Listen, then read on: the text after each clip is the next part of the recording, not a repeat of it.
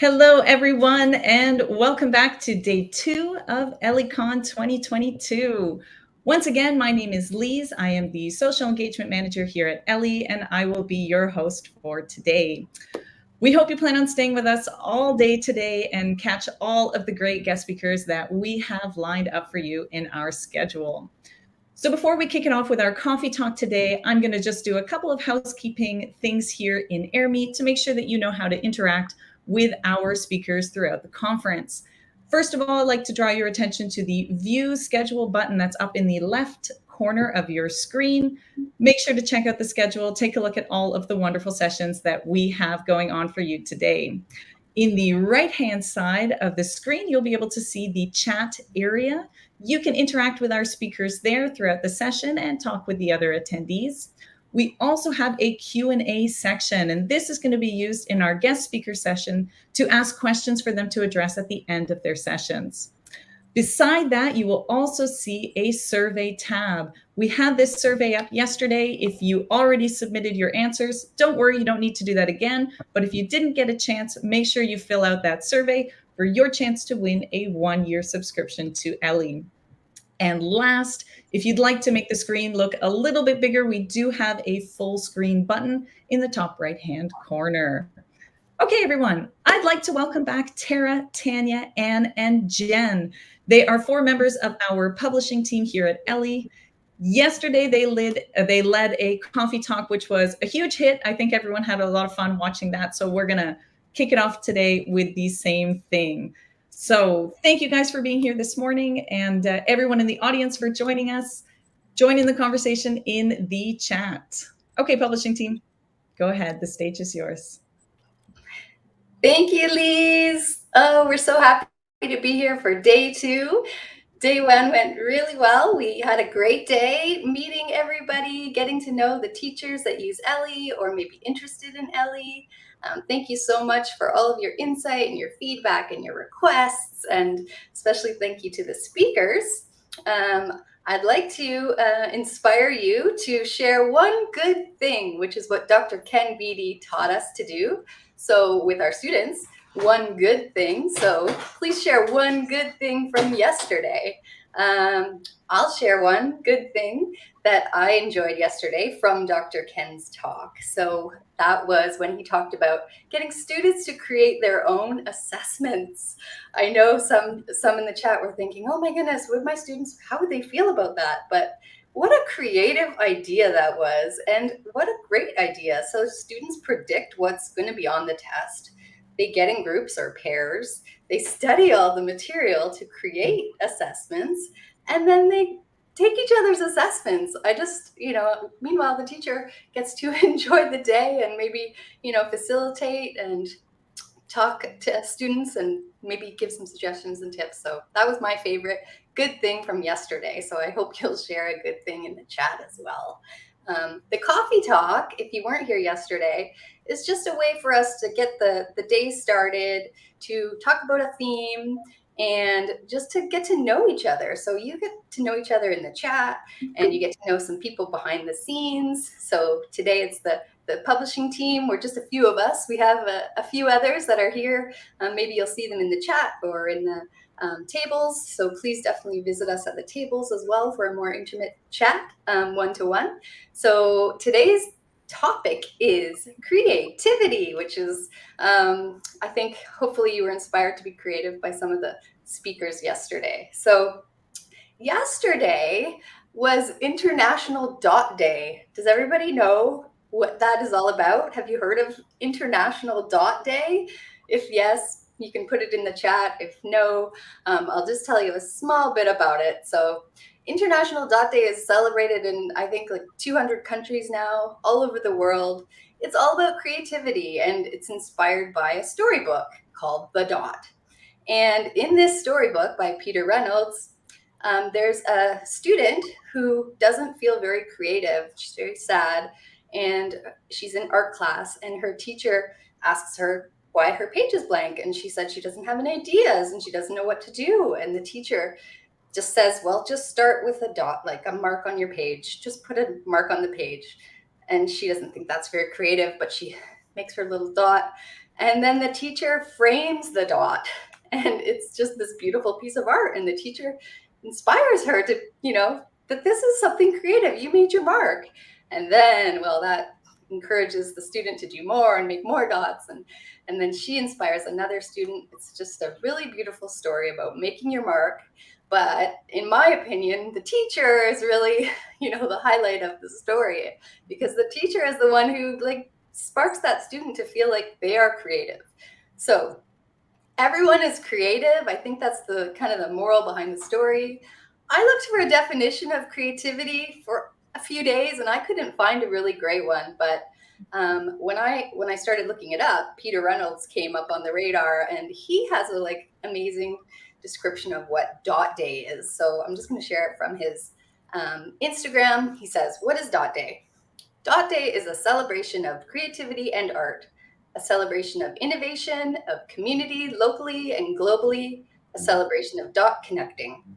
Dot Day is a celebration of great teaching and inspired learning, self-discovery and self-expression.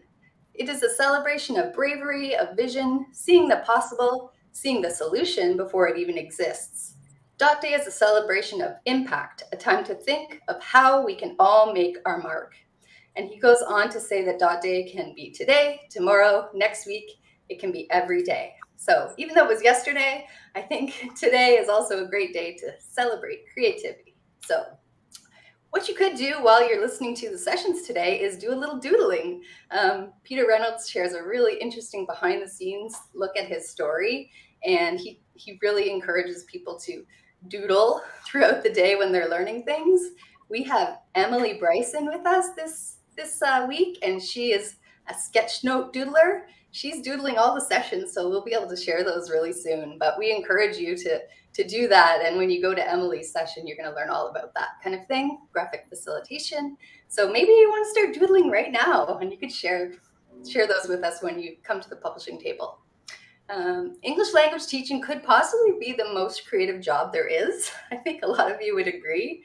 Everything can end up being a learning object, or something, anything can become a lesson. Could be a full hour lesson just talking about one question. So I'm going to ask you to introduce yourselves in a creative way in the chat. I know some of you have already introduced yourselves, but if you can think of a creative way to introduce yourselves, that would be awesome. If you can't think of one, maybe share a creative way that you have encouraged your students to get to know each other. So I know there's lots of different ideas for getting to know each other during the back to school time. So if you have a creative way to do that, please share it or introduce yourselves in a creative way. I'm going to introduce our staff in a creative way. So behind me, you will see my word wall. Last year, if you were here, it had all the staff who worked at ESL Library, and now we're Ellii. And so at the beginning of the year, I changed it all up, and it is now my word wall of the year. So we choose a word of the year at the beginning of the year. Everybody on the publishing team chose a word, and my word was journal. So I'm Tara, I'm the VP of Publishing here at Ellii. My word of the year is journal, and I decided that I always journal. I have always been a journaler, but I wanted to get back to it. I noticed that in the mornings I was looking at social media or answering emails before I even got out of bed, and I was like, no, I need to get back to note-taking, morning pages, if you guys are all familiar with Julia Cameron. So I got back to journaling, and I'm so happy about that. So Anne here, she had a word of the year. Her word was flourish. It's at the top, goes right with creation, which I love. Flourish is a really perfect word for Anne. I don't know, Anne, if you want to say anything about it, but I did a little looking back to January, and I noticed that we said flourish can actually be a noun. It's an instance of suddenly performing in an impressively successful way. Yes, and I remember I was like, Anne, that's what you did today, because she had a really hard job doing and editing a really difficult document for Ben that he needed at the last minute. So thank you, Anne, for always being there for us at the last minute when we need extra editing done. She gets a trophy. Awesome. Okay, and we have Jen here. Jen is our CLB, Canadian Language Benchmarks expert. materials writer, and she also does presentations and demos. And Jen's been with us for a year. She picked a word, probably on her first day of work, and it was connect. So Jen is helping us connect with the link programs and all of the Canadian teachers. She does a really great job of keeping in touch with their needs and passing them on to everybody here at Ellii. So thank you for your connections, Jen. And then we have Tanya, who is our director of language, and she is our head editor. She's been with us over 10 years. She's our grammar and usage expert. And Tanya's word of the year was move. Tanya, why is your word move? Oh, a few reasons, but primarily we had been renovating a house for like 3 years, and we finally moved this summer. I think when I gave you my word, I was expecting to move in the early part of the year, but it ended up being July. We're here now. So glad to have it done. So yeah, that was the main reason. Awesome. Yes, and your beautiful new office and your really great internet connections, which we're really loving. Yes. All right, so I hope you've taken a chance to introduce yourselves in a creative way or share some ideas. We have a question to start with, and that is, what do you do to incorporate creativity into your own life? So you can start answering that question, what you do to incorporate creativity into your own life. And I'm going to ask everyone on the panel here to share what they do. So who wants to go first? Jen? Sure. Thank you very much, Tara. So how do I incorporate creativity into my life? Wow. Great question. There's a few ways. I mean, I'm not the greatest artist. I've tried sketchnoting before, and stick figures are about all I can do. I'm so jealous of the talent that Emily Bryson has. It's such a great, amazing talent, but anybody can do it. Like you said, leave your mark. One of the things I do to incorporate creativity in my own life, I've joined Toastmasters. Now, you might not think creativity when you hear Toastmasters, but I've learned so much. Initially, it wasn't for me. I joined it to bring in my newcomers so that they could get an idea of what an online meeting actually is like and how they could, take turns and introduce themselves and those kinds of things. And what I ended up learning through this group was that they're very creative, and you get these table topics where you have to creatively come up with something to say, unprepared, impromptu, about, for example, why is broccoli the best? For 2 minutes, and you just go and you use all those creative skills, and it's a really great tool. And I now get my students to do that as one of their opening warmers every class. Oh, you should ask Ben that question. Broccoli, I believe, is his very favorite thing to eat. Sometimes when we go out for meals, he just is always like, is there broccoli? So that would be a good question to ask him. All right, thank you. And Anne, what do you do to incorporate creativity into your own life? Well, I am what you might call a glass nerd. I've got the glass bug, and I just have a few pieces. I started off doing stained glass about 6 years ago. So this is something I created using a pattern and choosing colors. And I really enjoyed it, but I was using somebody else's pattern, which was fine, but I did get to choose colors.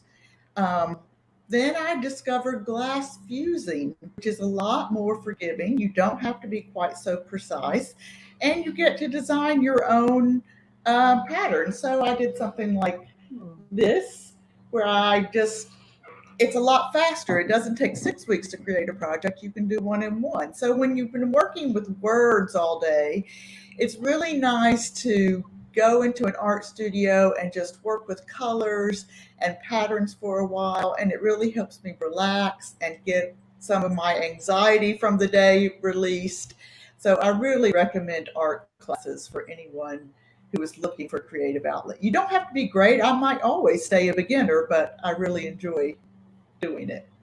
Oh, I love that. I love when we come in on a Monday and I ask, what's everybody, you have anything to share? We do show and tell sometimes, and Anne will share her amazing art that she made or her amazing glass. All right, thank you. And Tanya, what do you do to bring creativity into your own life? Well, yeah, I don't make enough time for this, but my favorite hobby is photography. So, and I also really love nature. Like at the end of the day, I like going for a walk and be in the forest or by the lake and just kind of unwind from the day. It's very meditative for me. So, since I love photography, I kind of combine the two passions, and I can go take pictures of nature. So, I mostly do like landscape kind of photography. So, a couple of images to share from my Instagram if anyone's interested. Here's a hike I did up near Whistler. It's Joffrey Lakes Provincial Park. So a couple of the lakes there. Yeah, so one more. There we go. That's the upper lake. So there's 3 lakes on this hike. So yeah, and it's just really fun. I do have like a fancy SLR camera that I don't know how to use. So I signed up for a course like a year ago and I haven't done it yet. So I just use my iPhone mostly. So I do want to get better at it. I'll make time for it one day. But yeah, I really love photography. I think that was your word of the year before. Probably. I meant to do that course and then I never did. So. Okay, thank you so much, everyone, for sharing. And do we have anything to share from the chat? Does anyone see anything interesting here? We got other people who enjoy photography. Mark enjoys photography. Let's see. Some people like to mountain hike. We've got cooking as a creative outlet.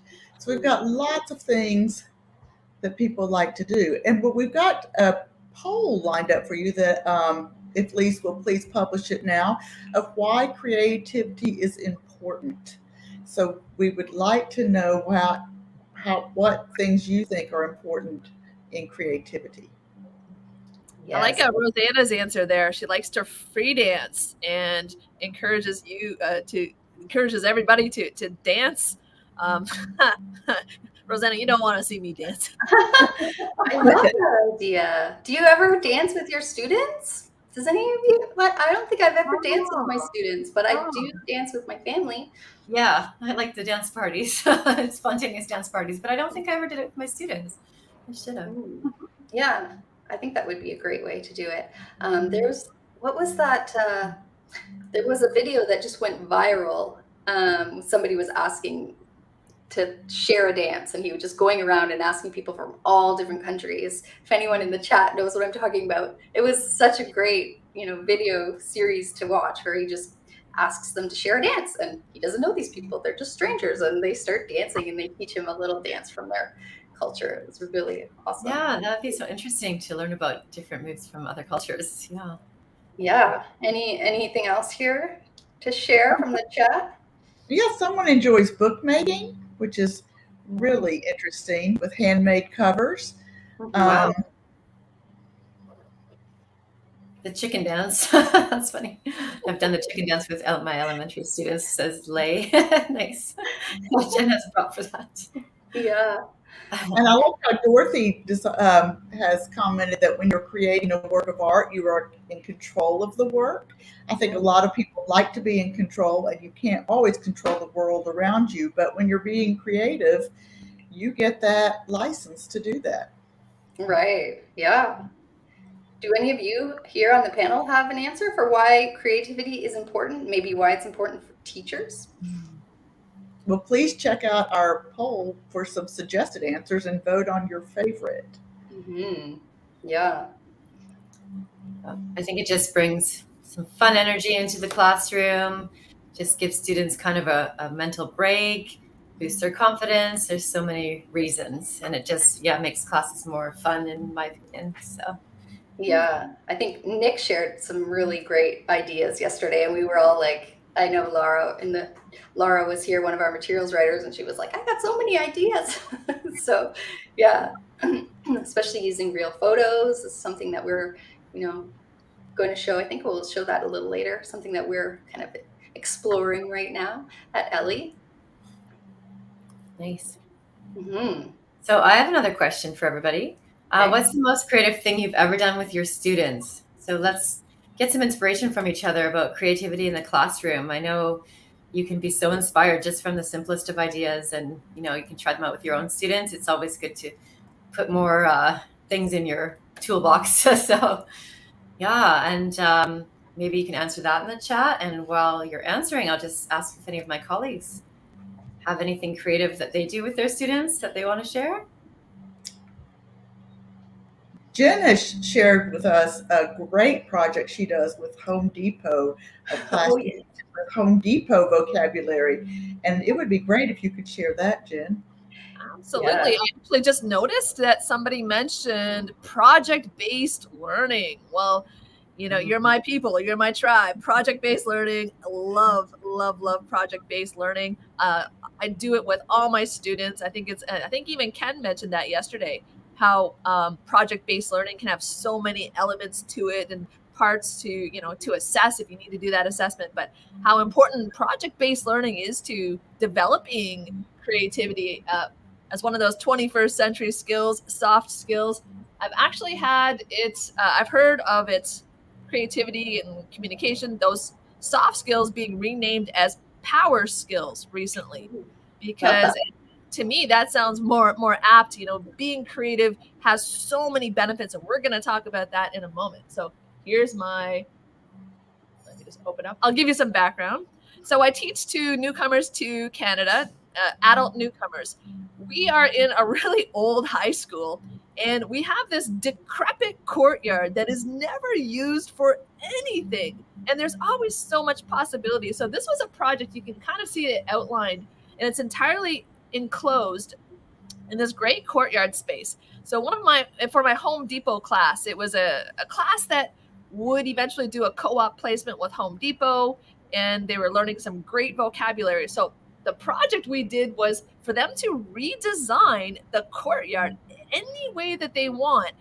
We had a budget, and it would be over about 4 weeks, and the students could actually play games throughout the 4 weeks to increase their budget. So I want to show you some of their ideas really quickly. So that was the outline.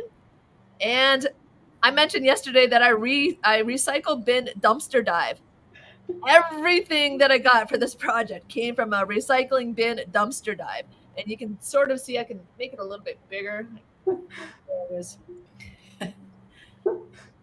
Awesome. Stretch it out. So you can see these are some of the ideas that our students had. So they had to go in and, it's not exactly to scale, but doesn't matter, right? So like we use these photocopy paper boxes, which are, a good size.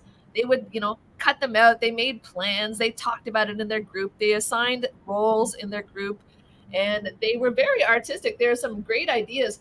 One of them I really, really loved after a reading we did on the monarch butterfly, and how the monarch butterfly, the habitats were endangered. They created a monarch butterfly habitat within the enclosed courtyard. And I thought that was genius. I thought that was a fantastic idea. And then there's a water feature. There's a fitness yard with outdoor table tennis. There's a stage for performances, student performances, and a music night, and art, and all of this sort of thing. It was just such an amazing, great experience. Really saw some amazing creativity. And what was awesome for me was that the students that were very shy, right, that were still working on expressing themselves, they found an outlet and they were able to contribute so well. And I think Ken Beatty mentioned it yesterday, even if most of their other work is really challenging because they're still working on it, noticing the things that they do so well, such as, create this design or create this, the artistic sketch. It was just amazing. That is so fun, Jen. Thanks for sharing this. Is there any other projects that people are mentioning in the chat? Has anyone had a chance to look? I think if you ever want to reach out to Jen for some ideas on how you could do something like this with your students, you can always find us at Ellii. So definitely reach out. I'll just mention one thing from John, because this is a great idea. He brought in a box of items to illustrate idioms. So, for example, he brought a small rubber duck. He poured water on it to illustrate like water off a duck's back, a bullet to illustrate biting the bullet. That's really great. Yeah, I love it. That is so fun. One of my daughter's friends does an idiom as his Halloween costume every year. So you always have to guess what he is. I love it. Yeah. Nice. Okay. Amazing. Well, keep sharing as we move on to discuss some creative projects we've done at Ellii. I think Jen's going to share, and we're all going to just talk about one of the creative projects we've done at Ellii that you might not be aware of. So I think I'll start, and I'm going to talk about our wordless project. So if Jen can find that in her on the screen, Coming your we way. can show you. So I don't know how many of you were at TESOL in the spring, but I was there, and I was really inspired by some of the social emotional learning sessions. And one of them mentioned wordless stories, wordless picture books, as being a really creative way to bring about, discussions about social emotional health. And I thought that was a really creative way to, bring social emotional health into the picture. So I started looking at some of the books that they had on the bookshelves, and then I kind of brought the idea back to the team and asked everyone if they might be interested in doing some kind of like a genius hour project. So the developers at Ellii we're having a hackathon of their own. If you haven't heard of a hackathon, it's just coming up with some kind of a problem everyone works on. It's not something that was really part of our roadmap, just a way to use your creativity and do something informal, team bonding. So we did that on the publishing team, and our theme was wordless. And so I divided the team into video and.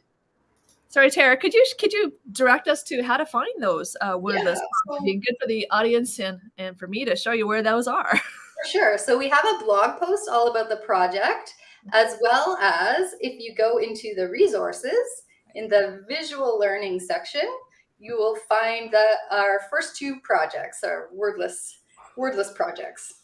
Yeah, just right in there. This is an area that often people aren't aware of. So there's lots of things and fun things to do in here. So yeah, they're in there. Yeah, so we split the team into two different groups, video and storybook. And everybody there was no real rules to this project. It just said, we might not publish these. We're just going to work on some ideas and have fun with it. Everyone had so many creative ideas to bring to the table that we're going to do this more often now, just an informal way to see if it's something that we want to do or not. And then we always, release surveys with customers and to find out if they are interested in this type of content. So we have one called Think Inside the Box that I can show you. This idea was actually Jen's idea. Do you want to talk about it, Jen? If you want to show the story itself? Sure. Right. Tilt your head to the side for the moment. That's okay. They can have a look at it. Yeah.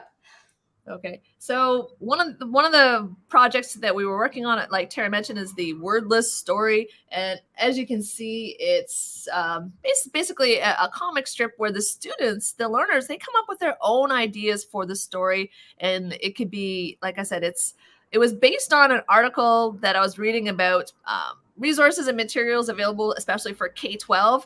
And this one article talked about how students were really more interested in the box that it came in as opposed to the device or the toy or the expensive thing that was inside the box. And these kids were coming up with all these great ideas. And I thought, that's a great way to inspire creativity and innovation for sure. Think about it yourself. That, when you get that a giant refrigerator box or something at home when you were a kid, you build a fort, or you can make it, like in this case, these two kids, that you can go through the story. They build a rocket ship. They go to the moon.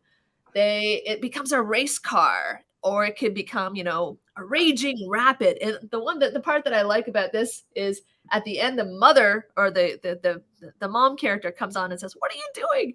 But then she jumps in the box with them. I love that part. Awesome. Okay. Yeah. And we did a video one as well.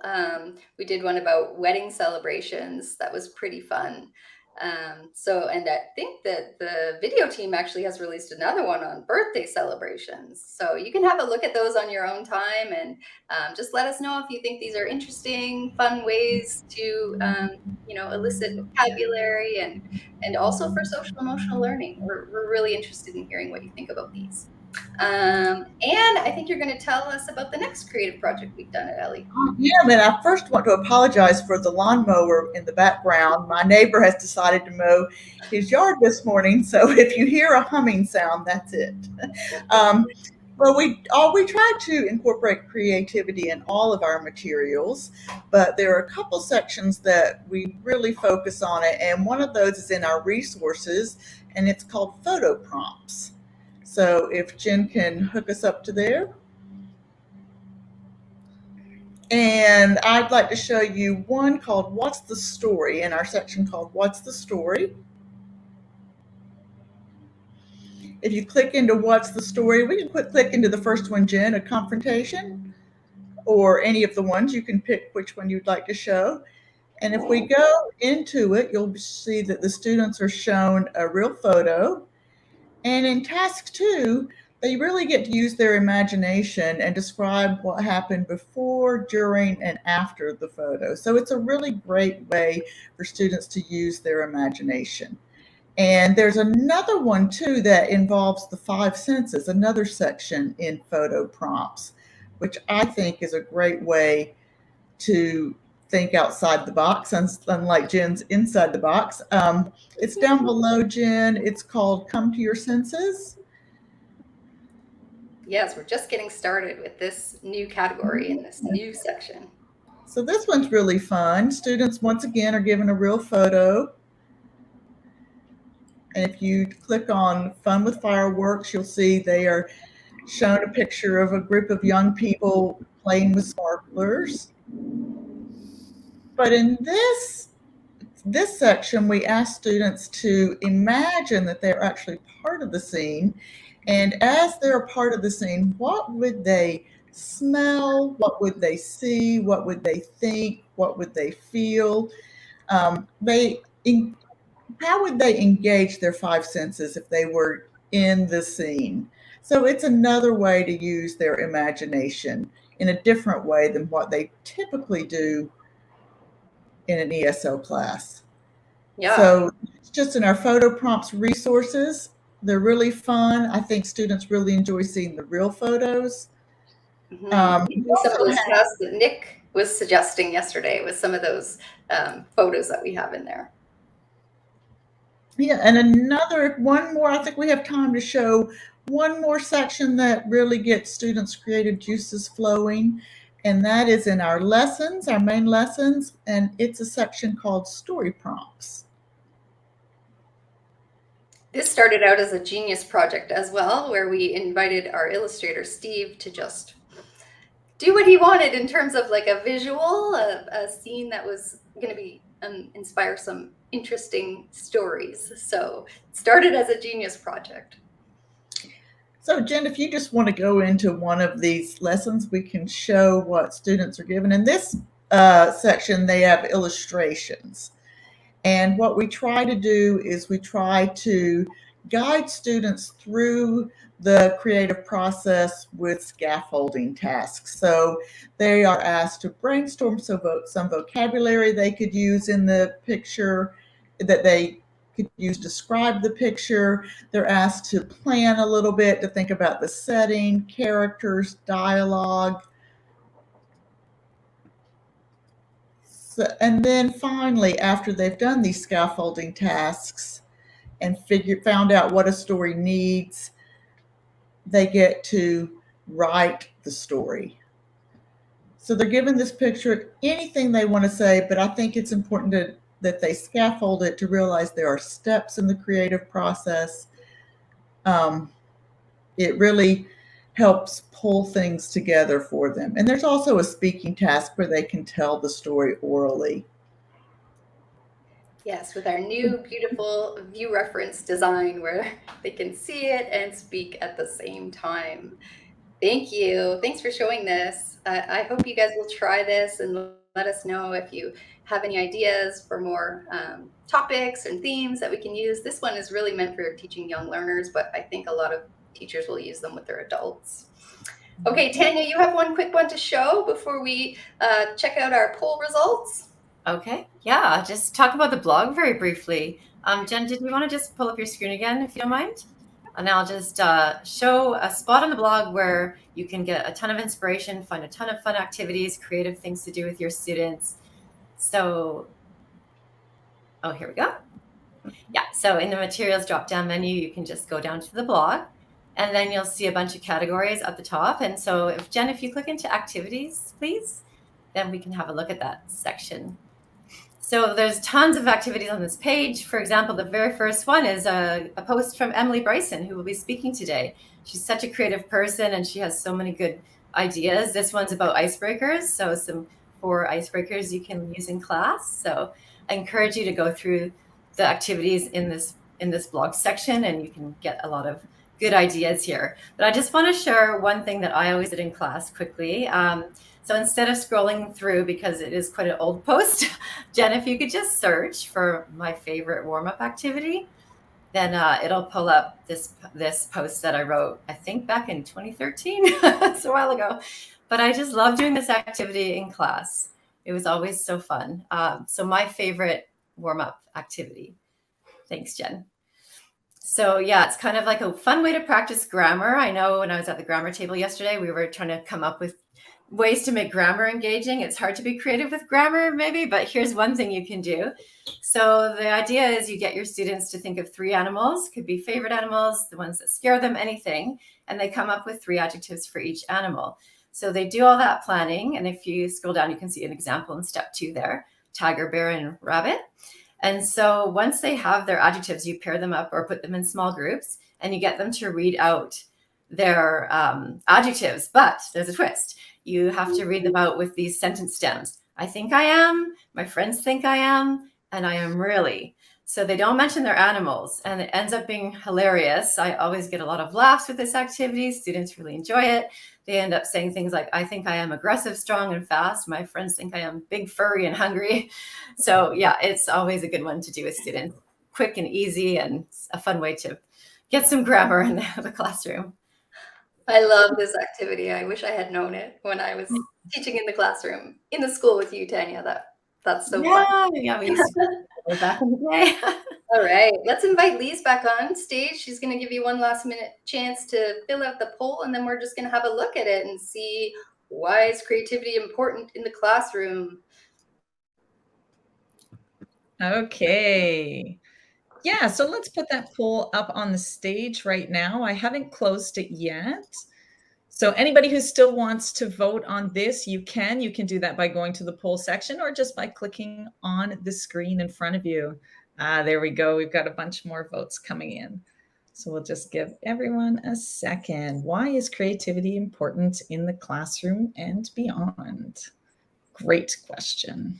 Mm-hmm. We found this in a blog post. Anne found this one. I'm not sure if Ashley was able to share it in the chat now, but if she maybe already shared it, but we can get it. All of those posts are in the chat right now. Awesome. Great. Okay. All right. Should we see the results? Sure, let's do that. I'm going to close the poll. So here we go. I'll just take that down. And let's look at our final results now. Okay. All right. What's the winner here? Ooh, creativity encourages self-expression.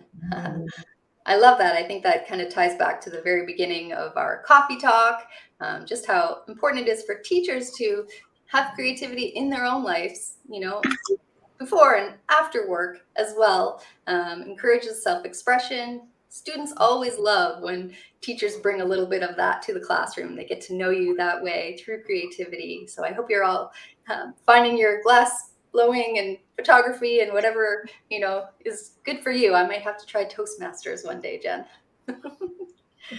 All right. Thank you, everyone. Thanks for joining us. Thanks, everyone. Okay, so I think that concludes our coffee talk for today. Thank you, publishing team. That was awesome. Another fantastic coffee talk. I think everyone really enjoyed that. And thank you to everyone in the audience for participating in the poll, participating in the chat. You guys had some awesome ideas there about creativity, which was great to see. Ellii,